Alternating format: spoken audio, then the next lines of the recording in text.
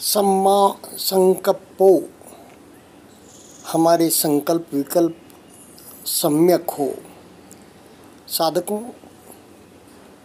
दिन भर में और रात्रि में भी कुछ न कुछ संकल्प विकल्प मन में चलते ही रहते हैं, साधना के समय भी। तो यह संकल्प विकल्प सम्यक हो, अच्छे हो, शुभकारी हो, इस पर हमें ध्यान देना चाहिए। कहीं संकल्प विकल्प हम गलत तो नहीं कर रहे, फिर तो आगे चलकर इन संकल्प विकल्पों का एक बोझ भी लगने लगता है। तो जब हम सतीपट्ठान शिविर में जाते हैं और सतीपट्ठान का अभ्यास करते हैं, तब भगवान बुद्ध ने जो अष्टांगिक मार्ग है, दुख विमुक्ति का जो मार्ग है, मार्ग कौन सा है? दुख है, दुख का कारण है, दुख के साथ ही वह कारण भी उपजता है, निर्माण होता है, दुख का निवारण भी है, दुख से बाहर आना भी है। तो दुख निवारण का मार्ग क्या है? तो वह अष्टांगिक मार्ग जब भगवान अपनी वाणी में, प्रवचन में, सूत्र में कहते हैं, तो उसमें पहले आता है सम्मा दिट्ठि, फिर आता है सम्मा संकप्पो, फिर आता है समाधि, और इस प्रकार वह यात्रा चलती है। तो इसमें सम्मा संकप्पो, सम्मा दिट्ठि को प्रथम, सम्मा संकप्पो को द्वितीय स्थान पर रखा गया है। तो यह महत्व के अनुसार भी हो सकता है। तो होता क्या है, गुरुदेव हमें जब 10 दिवसीय शिविर में हम जाते हैं, समझिए कि किसी को कुछ भी पता नहीं है, फॉरेन का है, वह भारतीय संस्कृति भी पता नहीं है, तो उसे तो प्री कोर्स टॉक और उसके बाद आनापान दिया जाता है। और उसके बाद वह जब 24 घंटे साधना कर लेता है, तब गुरुदेव के बहुत ही प्रेरणादायक, बहुत ही मीठे मधुर प्रवचन उसे मार्ग के विषय में बताते हैं। गुरुदेव का उद्बोधन, प्रवचन, हर शब्द एक प्रेरणा, एक उत्साह जगाता है साधकों में और रास्ता क्लियर करता है। और सारे प्रवचन मुझे तो ऐसे लगते हैं सम्मा दिट्ठि देने वाले हैं, सम्यक दृष्टि प्रदान करने वाले हैं, सम्यक ये संकल्प विकल्प प्रदान करने वाले हैं, विकल्प नहीं, सम्यक संकल्प प्रदान करने वाले हैं। पहला शुरू में ही गुरुदेव कहते हैं 10 दिन बहुत थोड़े होते हैं, यानी कि साधक को एक मन में एक जगाते हैं भाव कि छोटे हैं, 10 दिन बहुत जल्दी चले जाएंगे। और साधना तो इतनी महत्वपूर्ण, इतनी गंभीर और इतनी दुर्लभ है, वह आपको मिल गई है। 10 दिन ऐसे ही चले जाएंगे चुटकी बजाते। उसके बाद में साधना के विषय में, यानी कि समाधि के विषय में, आनापान के विषय में ही बात करेंगे 10-15 मिनट।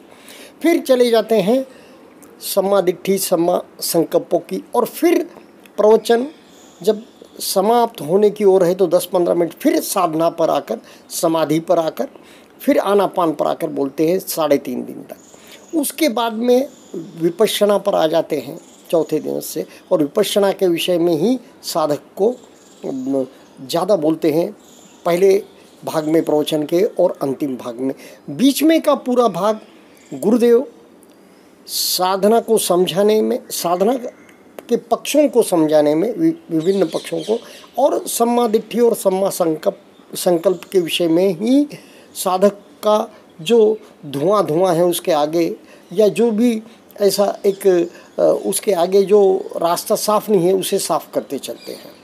गुरुदेव फिर 5वें दिन पर आते कहते हैं जो समय गया सो गया, आगे 5 दिन भी बहुत महत्वपूर्ण है। इस प्रकार साधक को इतना प्रेरणादायक, पहला जब गुरुदेव कहते हैं ना कि आज प्रथम दिवस पूरा हुआ, पहला दिन पूरा हुआ, तो बहुत पहला दिन पूरा होने का कृतकृत्य भाव साधक में जागता है। साधक सराबोर हो जाता है समाधान से, साधक बिल्कुल एक प्रकार से उसे बहुत अच्छा लगता है कि वाह, मैंने साधना के 24 घंटे पूरे कर लिए, मौन के और शील के। तो शील पालन के विषय में भी पूरे प्रवचनों में छाया रहता है शील पालन भी। तो इस प्रकार यह गुरुदेव के प्रवचन चलते हैं। मित्रों, अब मैं बात कर रहा हूँ कि होता क्या है। मैं सुबोधानंद जी को एक बार सुन रहा था, जो साउथ से है और मैनेजमेंट यानी कि गीता और मैनेजमेंट ऐसे सब्जेक्ट्स पर वे प्रवचन देते हैं, उपनिषद पर वगैरह। तो उसमें वे कहते कि हर क्षण, ओशो भी कहते थे, हर क्षण नावीन्यपूर्ण है, कोई भी क्षण पहले के क्षण जैसा नहीं होता। इतिहास दोहराता है, वो एक अलग बात है, वहाँ एक अलग परिप्रेक्ष्य में कहा गया है मोटे मोटे तौर पर।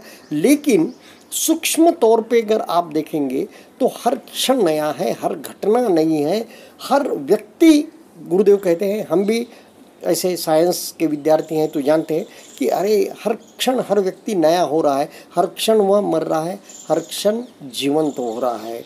तो इस प्रकार हमें हर क्षण की सच्चाई, अगर मन सूक्ष्म और तीक्ष्ण है तो उसमें का नावीन्य पकड़ सकते हैं और बोरियत से हम बाजू हट सकते हैं। यानी कि एक प्रकार के वही चल रहा है, साधना में भी घटनाएं वैसी की वैसी घट रही है, सूरज वहीं उग रहा है, सूरज वहीं अस्त हो रहा है, वहीं शाम वहीं सवेरा, ऐसा बिल्कुल नहीं है। हर क्षण एक नावीन्य प्रकट हो रहा है और उसे अहोभाव से जाने, अरे क्या कमाल है, ऐसा उससे क्या होगा कि हमारा मन सचेत रहेगा, सजग रहेगा। वरना साधना को बैठे हैं, ये क्या दुखद संवेदना वही वहाँ आ रही है, या सुखद संवेदना वही वहाँ आ रही है, ये मैं क्या संवेदनाओं का दर्शन कर रहा हूँ। इससे क्या होता है, मन उब जाता है और उबा हुआ मन निद्रा में चले जाएगा या उस घटना से खुद को अलग कर लेगा, यानी कि साक्षी भाव से अलग चले जाएगा, तटस्थ भाव से अलग चले जाएगा। वो जो हम जिसे ऑब्जर्व कर रहे हैं, जो संवेदना को, उससे मन हट जाएगा और एक प्रकार से नींद में भी चला जाएगा, या फिर तंद्रा एक प्रकार की। फिर कब होश आता है, जब गुरुदेव कहते हैं ना अनित्यावत, तो फिर होश आता है, या फिर भवतु सब, कोई तो भवतु सब मंगलम पे होश आता है।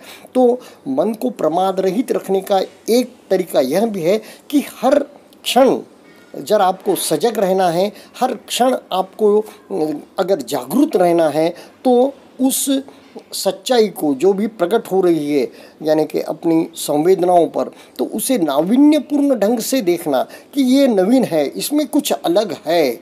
यह बात अगर मन को दिख गई और उसमें उत्साह जग गया, अरे आश्चर्य हो गया, तो मन बिल्कुल अलर्ट रहेगा, जागरूक रहेगा, सजग रहेगा, तो साधना भी सुचारू रूप से चलती रहेगी।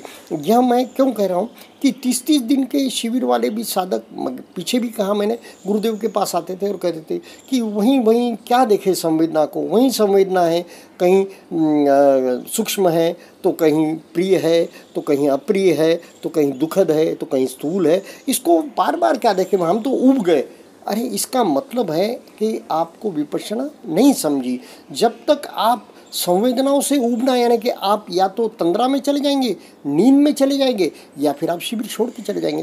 तो साधना में सजगता बहुत ज़रूरी है और सजगता के लिए हर संवेदनाओं के प्रति, हर संवेदना जो भी इस क्षण हम जान रहे हैं उसके प्रति बहुत सजग मन, सूक्ष्म तीक्ष्ण, उसकी अलग, उसकी पहले की संवेदनाओं से जो भिन्नता है, वह भी मन को अगर जान जाए मन, तो वह उसमें और सजग रहेगा। पीड़ा होगी, पीड़ा है तो पहले से ज़्यादा पीड़ा है या पहले से कम पीड़ा है, पीड़ा होगी तो भी अलग अलग प्रकार की होगी। कहीं दबाव होगा तो कहीं सो गया है वह अंग, या कहीं झुंझुनाहट है, जिससे जैसे किसी अंग को खून कम मिल रहा है तो कैसी झुंझुनाहट रहती है, तो वैसी झुंझुनाहट, ऐसी इस प्रकार दबाव है, दुखाव है, पसीज रहा है या गर्मा रहा है या ठंडा पड़ रहा है, तो उसकी हर क्षण की जो है, हर जगह की संवेदना अलग टाइप की होंगी। हर बार जब उस जगह पर जाएंगे हम,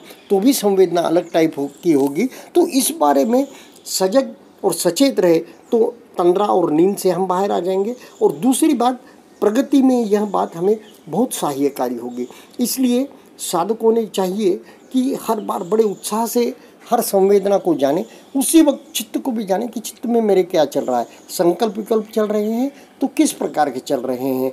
जैसे ध्यान, जो शुक्ल ध्यान कहते हैं गुरुदेव, कहीं उग्र ध्यान या कहीं रौद्र ध्यान तो नहीं चल रहा ना। इस बारे में भी हम मन को बार बार जानते रहें कि मन कैसे चल रहा है। चित्त को भी जाने, संवेदना को भी जाने, यह दोनों ओर जान रहे हैं। जान के हम प्रतिक्रिया नहीं कर रहे हैं, तटस्थता में हैं, हम बिल्कुल दृष्टा भाव में हैं, स्थितप्रज्ञ है, तो प्रगति निश्चित होगी। तो तंद्रा और नींद से बाहर आने के लिए यह बातें मैं आपसे कर रहा था। और एक बात कि हम उतना ध्यान नहीं देते इस अंग पर, सम्मा दिट्ठी सम्मा संकल्पों पे ध्यान नहीं देते, तो उसकी ओर आपका ध्यान आकृष्ट करने के लिए ही मैंने यह बातें कही। धन्यवाद।